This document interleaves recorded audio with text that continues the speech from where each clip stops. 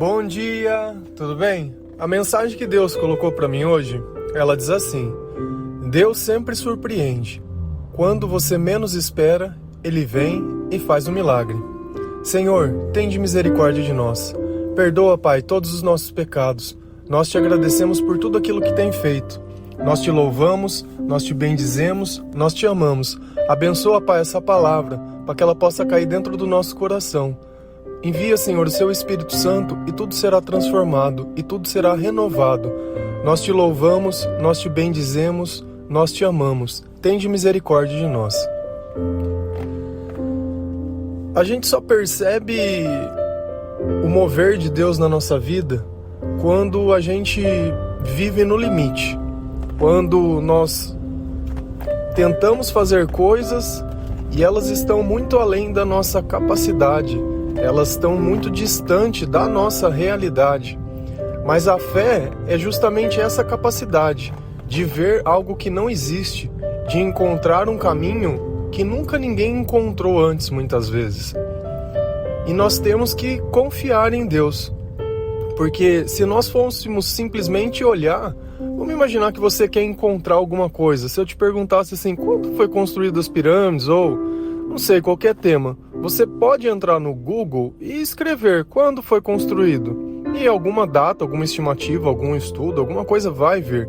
Você pode ler aquele comentário, aquele conteúdo e dizer para outra pessoa como se você soubesse daquilo. Isso é normal e natural.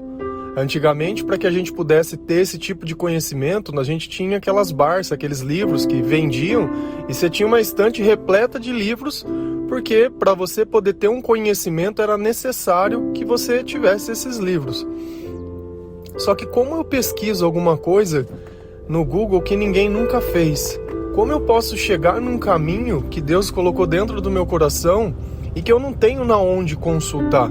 Eu dependo única e exclusivamente da inspiração de Deus, porque já não é mais uma questão de eu procurar fora de mim, mas de eu procurar dentro de mim. E vamos imaginar que você vive nesse estágio de procura e de encontrar uma solução, de encontrar um caminho, de encontrar uma respostas, e muitas vezes dentro das pessoas que você tem à sua volta, você acaba não conseguindo encontrar. E essa dúvida, ela vai insistindo. Conforme a gente vai orando, quanto mais a gente vai se aproximando de Deus, quanto mais a gente vai acreditando, quanto mais a gente vai buscando, quanto mais a gente vai tentando, e cada tentativa você chega mais perto, e cada tentativa você chega mais perto. Até que chega um ponto que aquilo ele simplesmente se resolve, como se fosse um passe de mágica. Aquela dúvida que parecia intransponível, daqui um pouco ela se torna real. Só que isso só foi possível pela presença de Deus, pelo Espírito Santo, pela inspiração de Deus, pela sabedoria de Deus.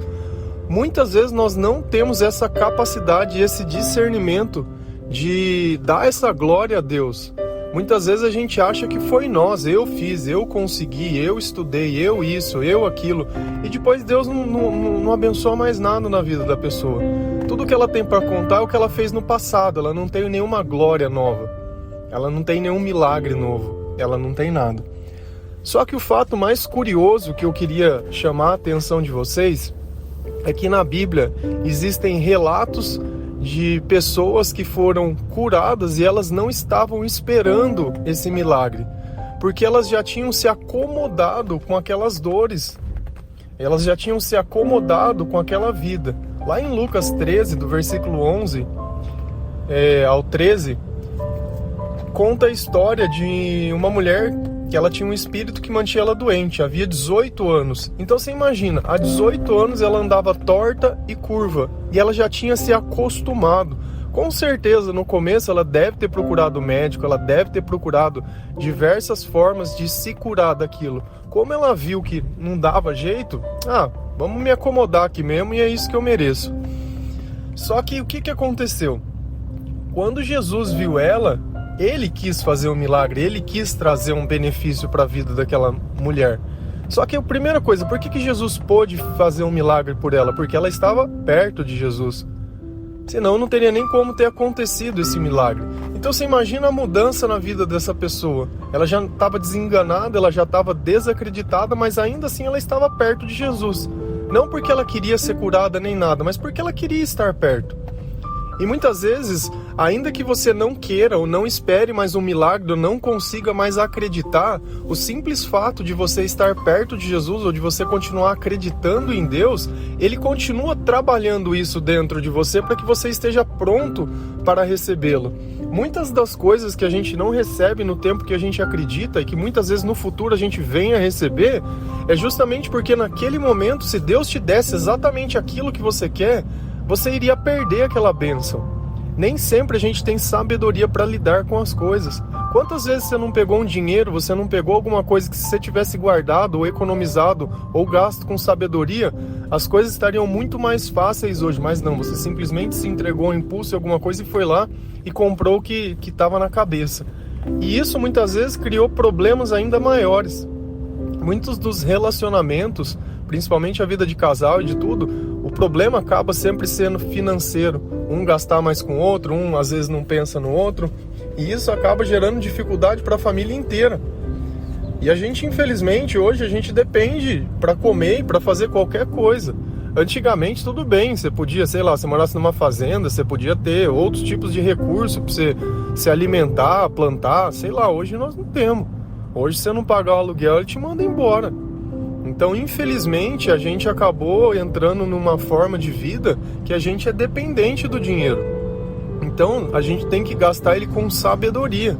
Tem muitas coisas que elas podem nos seduzir, com certeza. Com certeza, tem muitas coisas que são legais, mas são necessárias? Será que a dificuldade que você passa hoje valeu a pena? É isso que a gente tem que usar e tratar. Deus, Ele quer abençoar todo mundo, só que essa bênção não traga destruição. É isso que a gente tem que começar também a perceber e a pensar. Agora a questão toda, você está pronto para receber esse milagre? Porque, pensa essa mulher, 18 anos vivendo naquela condição, ela deveria reclamar disso para todo mundo. Nossa, olha, porque não sei o que, nossa, isso porque não sei na onde. E a hora que ela não tem mais do que reclamar, como vai ser? Eu conheço muitas pessoas que culpam outras pessoas pelas histórias que elas têm hoje. E essas pessoas, depois que elas saíram da vida, elas não conseguiram mais colocar a culpa em ninguém. Mas o problema continuou lá. Então será que o problema era realmente as pessoas ou o problema era ela? Outro tipo de milagre também que se baseou nesse mesmo tipo de coisa, pelo simples fato das pessoas estarem junto de Jesus, foi o milagre da multiplicação dos pães. As pessoas tinham ido lá para ouvir Jesus, mas elas não tinham para onde ir, e elas não tinham onde comprar comida, elas não tinham onde se alimentar. Ninguém pediu para Jesus comida, mas Jesus se compadeceu delas. Você percebe que muitas vezes eu não preciso falar para Deus o que eu preciso, Ele sabe o que é necessário. Tem gente que só ora pedindo. A única coisa que eu sei orar fazendo é pedindo misericórdia, é pedindo perdão e agradecendo. O resto, Deus, Ele vai complementando. E eu continuo persistindo sobre os sonhos que Deus coloca dentro do meu coração, porque toda vez que uma coisa parece que vai dar certo, o mal ele vai lá do outro lado e reverte uma coisa, e uma coisa dá certo, e outra dá errado, e uma coisa dá certa, e vai ser essa luta, é uma batalha. Lá em Efésios 6, Deus diz que nós vivemos uma batalha espiritual. Então toda vez que a gente fraqueja, toda vez que a gente duvida, a gente cai. E não adianta a gente achar que o inimigo tem mais poder que Deus, porque ele não tem. Isso ele não tem. E o que a gente não pode fazer é deixar de acreditar em Deus. Não pode menosprezar o poder que Deus tem. Ele sempre vai nos surpreender. Mas para que Ele possa fazer isso, nós precisamos manter a nossa postura. Postura de oração. O que a gente também precisa entender, que é uma coisa que eu levei um tempo para entender, é que mesmo você estando dentro da igreja e olhando pessoas dentro da igreja, cada pessoa ela tem um período lá dentro de transição. Então vamos pensar que cada pessoa daquela está num momento de fé, de conversão diferente. Umas acabaram de entrar, estão se convertendo, umas já estão convertidas, umas estão lutando, e aquilo está tudo dentro. Só que quando eu chego novo, muitas vezes dentro de uma igreja, eu acredito que as pessoas todas já estão perfeitas e iguais. Então muitas vezes a decepção que você teve dentro de uma igreja, dentro de um lugar, é justamente por essa diferença. Agora, o que é intolerável é que as pessoas que conduzam a igreja não sejam convertidas.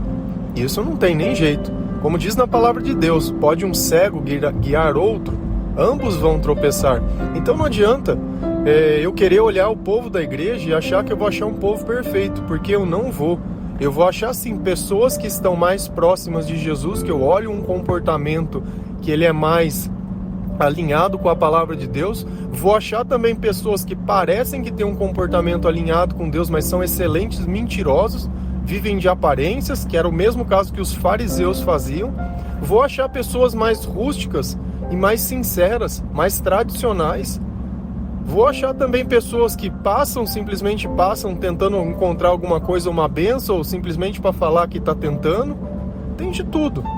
E isso não torna um melhor que o outro, porque a salvação ela é individual. Dentro do coração de cada pessoa, a dor e o sofrimento castiga diariamente. Então não sou eu que preciso dizer ou mostrar ou apontar. A partir do momento que eu não faço da forma que Deus ensina, eu estou abrindo mão de tudo aquilo que Deus diz de bom que Ele quer pôr para a minha vida. Então a escolha é sua. Você quer viver da forma que Deus ensina? Você quer sentir aquilo que Deus tem? Você quer amor? Você quer se sentir feliz? Quer se sentir em paz? Quer se sentir com controle? Quer poder ser usado por Deus, inspirado por Deus? Eu sou uma prova viva que o conhecimento que Deus pode dar, ainda que sejam de coisas que você possa pesquisar no Google e não encontra, ele existe. Ele existe. E aí alguns dizem, a pessoa é autodidata. Eu sou autodidata. Mas se assim eu sou, é porque assim Deus o permite, porque assim Deus o quer. Porque não adianta a gente olhar e achar que as coisas vão ser do nosso jeito porque a gente quer. Não, as coisas são da forma que Deus quer. E outra coisa que a gente também precisa aprender é trocar o nosso olhar sobre as pessoas. Porque muitas vezes nós somos intolerantes. E isso acaba não criando um ambiente bom. Porque acima de tudo nós vamos ter que amar.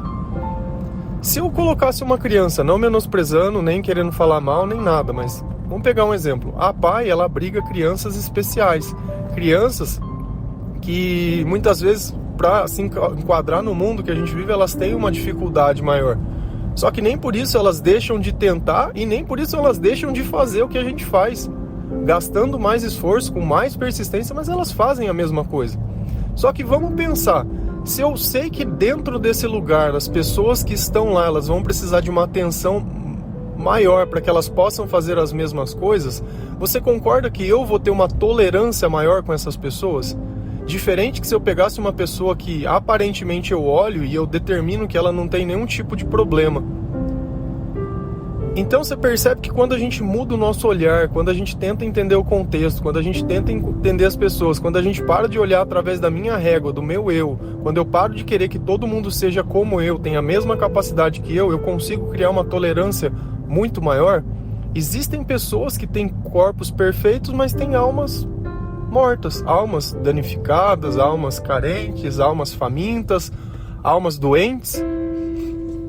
Então, muitas vezes essa pessoa precisa receber um pouco de alento, um pouco de Deus, um pouco de paz, a palavra. Alimenta essas pessoas para você ver se Deus não faz uma transformação. Coloca um pouco mais de trato, muitas vezes, para falar com essas pessoas, para ver se elas não reagem melhor. A gente gosta de cobrar, a gente gosta de bater, a gente gosta de falar, mas muitas vezes esse tipo de coisa não ensina nada. Não é gritando que a gente mostra autoridade para ninguém. A autoridade é respeito. Não é imposição, não é medo, não é castigo, não é nada, é respeito. E essa é a diferença sobre as coisas. Deus, ele vai te surpreender. Mantenha a obediência, mantenha o louvor, mantenha o amor, mantenha a fé. Que você vai ver que quanto você menos esperar, as coisas vão dar certo. Amém?